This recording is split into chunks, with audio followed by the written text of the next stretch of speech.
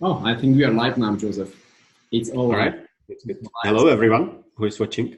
Hi, everyone. This is really an exciting day because we are kicking it off. So, what I announced a few days ago, it could be actually a week ago, that with Joseph, we are starting a series of videos about how to build great tech teams the right way. Actually, as you can see, even here on the flip chart, how to build tech teams the right way. And this is not to say that we have all the answers. We would also like you guys to be part of the discussion. We have a set of topics to discuss and go through. Joseph has actually lots of experience with working with on-site teams, co-located teams, remote teams. So this is something that we will kick it off with. Maybe you could introduce yourself, Joseph. What do you think? Yeah, sure. So, hey, everyone. I'm in tech industry for maybe 15 years. First half was probably as most simple developer. I would call it simple developer. No stress with managing teams, and it was great times. But then, it wanted a bit more challenge. So in Hotel Quickly, I was working as director of engineering, leading the teams there. And past 2 years, I'm working guest ready as CTO, leading all the product and engineering in here. In Hotel Quickly, the main how we built the team was mainly co-located with some remote work, some home offices, but I would say it was mainly co-located team. In Guest Ready, my whole team, which is 13 people at the moment, is completely remote. There are no two people at the same place. So it's I have experience with both co-located and remote. And that will be also the first topic of this video. Yeah, well, definitely we need to explain what is the difference between a co-located, remote teams, distributed teams. Like there are so many labels we could use. So why don't we just go through some of these definitions and explain first? Sounds good. When thinking about the kind of locations of the teams, I always think about three main kind of terms: the co-located team, distributed team, and remote team. And this is my definition. Maybe you have different. Let us know in comments. So co-located team, that's a team that sits in one office every day. Everyone is in one location, sits in one office, and maybe some from time to time have some home office, but majority of the things are happening in one location. Remote team, that's complete opposite. There is nobody sitting together. Everyone is somewhere else. It could be somewhere else in the same city, maybe just neighboring cafes. It could be also on the other sides of the globe. So distributed team is something between, and distributed team is maybe the hardest to grasp, I would say, because I define distributed team as you have several co-located teams. So you may have a team in Prague, you may have a team in San Francisco, and you may have a team in Bangkok. And there, each of these locations has maybe 10, 15 more developers. And you need to figure out how to work basically with both remote and co-located, because you have really both. And that's probably the hardest to grasp. So we will focus on the distributed teams in some next videos. Today, I would like to mainly discuss how the co-located and the remote teams differ, because that's where I have the most experience. Sound good, Michal? Yeah, that totally makes sense. And maybe you can also invite someone else from the group also to share experience, maybe with the distributed teams in the following videos. So let's make this as dynamic as we could possibly. Just as a reminder, one of the struggles I see companies dealing with is actually how to transform from, for example, co-located teams or one co-located team to working with a co-located and remote developers. So maybe in the next videos we will also go through the transition, right? How to transition a company, how to lead the company. There are just so many topics. It's really mind blowing how deep we can go with these topics. So why don't we look at some of the pros and cons of these at least co-located and remote teams? Are we? So sounds good. As Michal said, this topic is very wide and we can go very deep also. So if you have any questions, you would like to go deeper into some specific topic, let us know. Today, because we want to keep this video short. So as Michal said, we'll focus on the pros and cons of collocated and remote teams. So from my side, I would start with collocated teams. The pros, I would say, is efficient communication, because you have basically everyone at the same location. It's easy to pull everyone to the meeting, which, by the way, could be also a con. Yeah. You have easier brainstorming. You have one whiteboard where you can draw. You can really communicate. Everyone is sitting in one place, and you can also have casual conversations.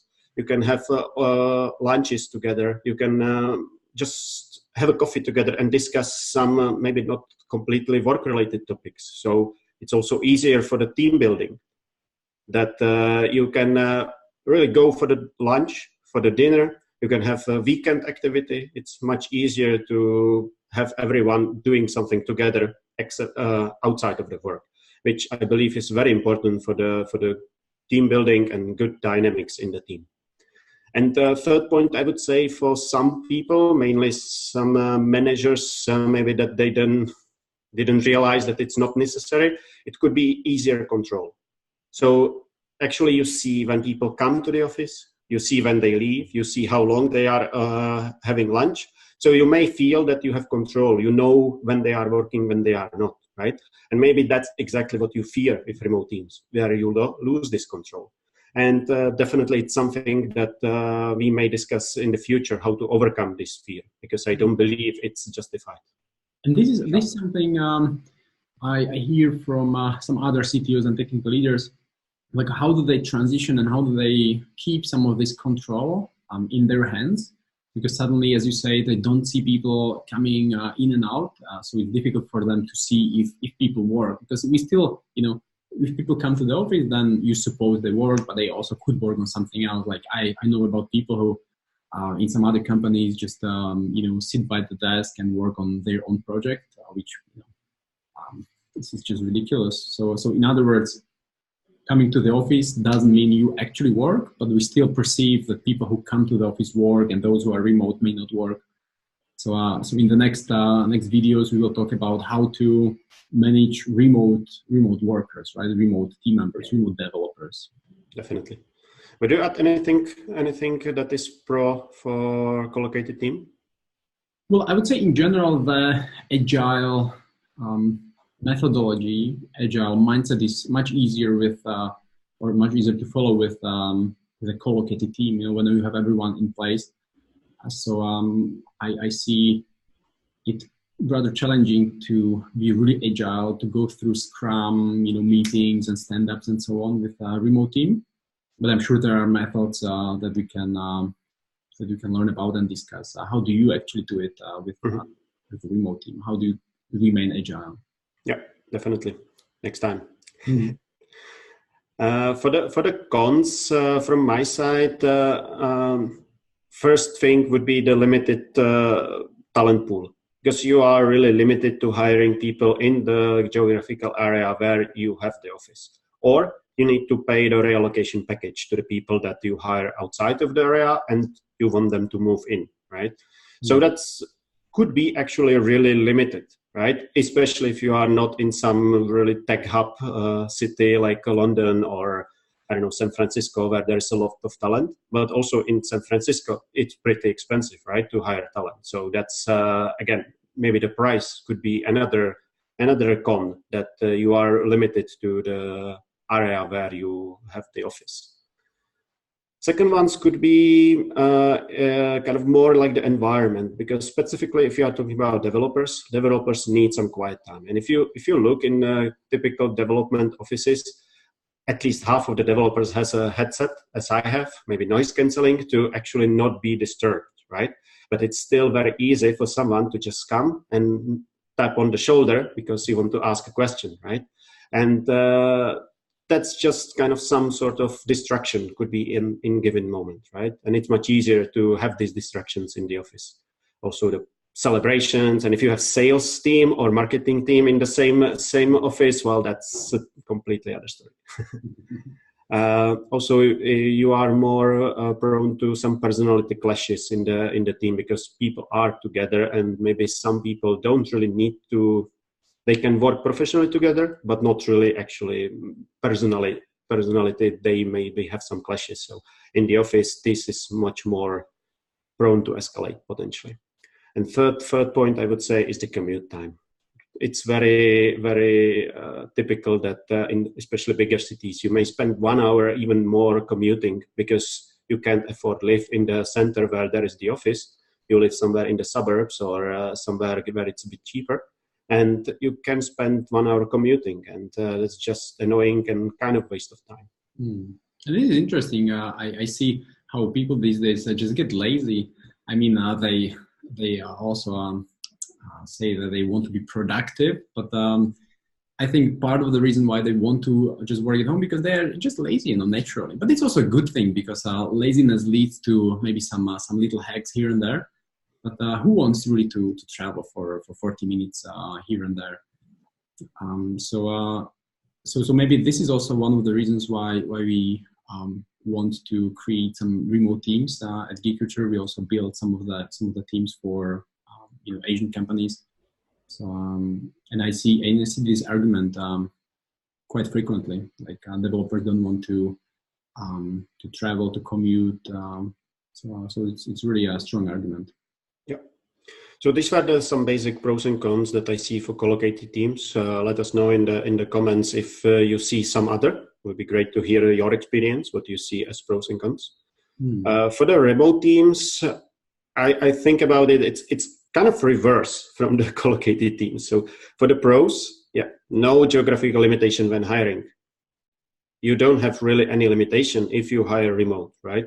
So it's I have teams, people that are in Brazil, in Portugal, in Czech Republic, in Russia, Ukraine, and it's really no limitation. The only potential limitation is the time zones. You don't want to spread yourself too thin there.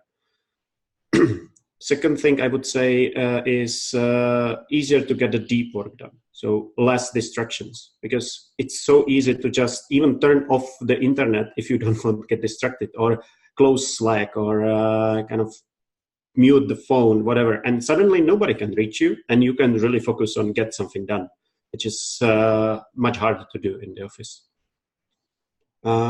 Actually, when I sometimes work with developers who are remote and they are not on Slack, then you always have something in the back of your mind, thinking like, hey, is he working really? Like, is this the case when he turns everything off to be productive, or is he just going through some errands at the city?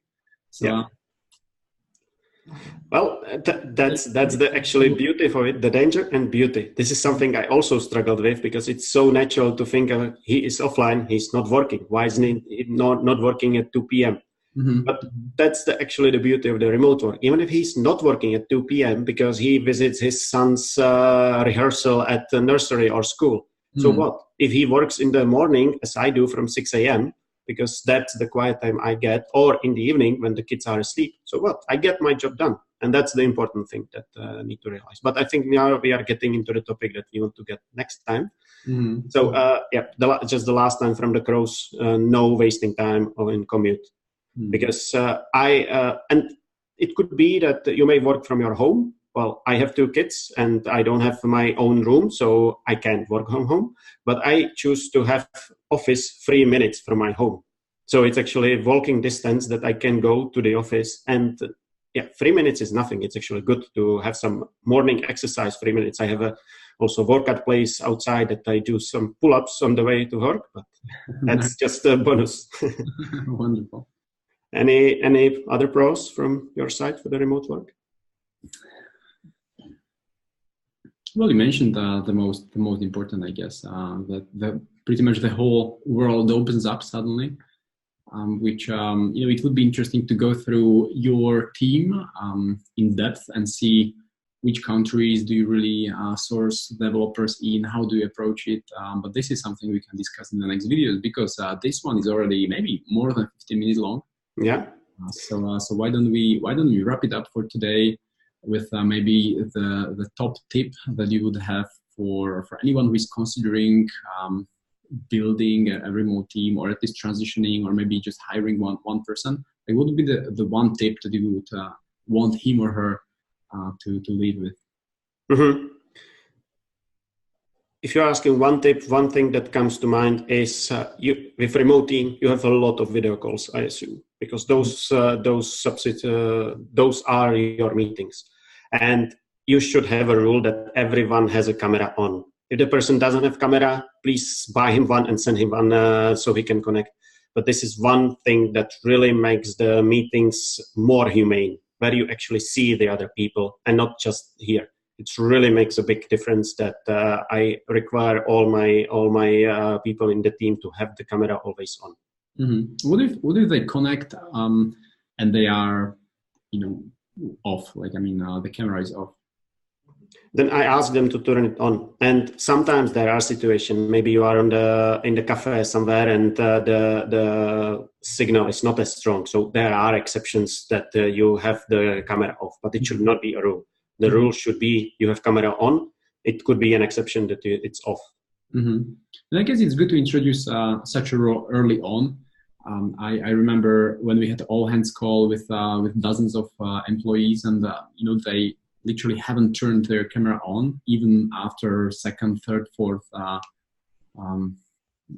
mention, like, hey, you guys, please turn on the camera, and still that they haven't. So it's, I guess, good to start with this rule right at the beginning. Like, when you are having, say, the first developer, then this rule should be put in place. You're doing the first or second call. Yep. Okay, cool. That's a good one. That's a good one. So it's really cool that we have our cameras on, right? People can see us, and they will see us more and more inside the Facebook group. So let's wrap it up today.